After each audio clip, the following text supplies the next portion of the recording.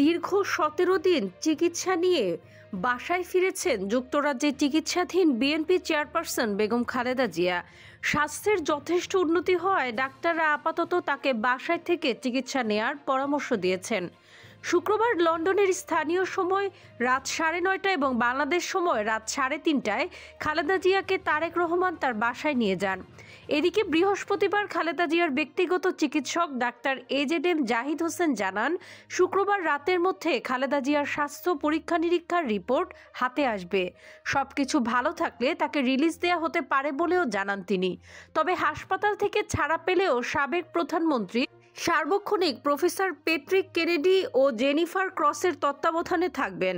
খালেদা জিয়ার liver transplant করার বিষয়ে এখনও সিদ্ধান্তে আসা যায়নি জানিয়ে তিনি বৃহস্পতিবার বলেন, ওনার লিভার ট্রান্সপ্লান্ট করার বিষয়ে এখনও সিদ্ধান্তে আসা যায়নি, কারণ ওনার বয়সটা একটা বিবেচ্য বিষয়।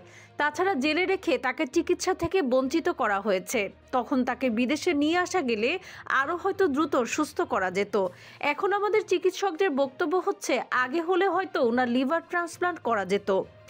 ডাক্তার জাহিদ আরও বলেন, বর্তমানে খালেদা জিয়ার liver, kidney, heart, diabetes, pressure, rheumatoid arthritis সহ সব রোগের জন্য ওষুধ দিয়ে চিকিৎসা চলছে। আপাতত ওষুধের মাধ্যমে এটি অব্যাহত থাকবে।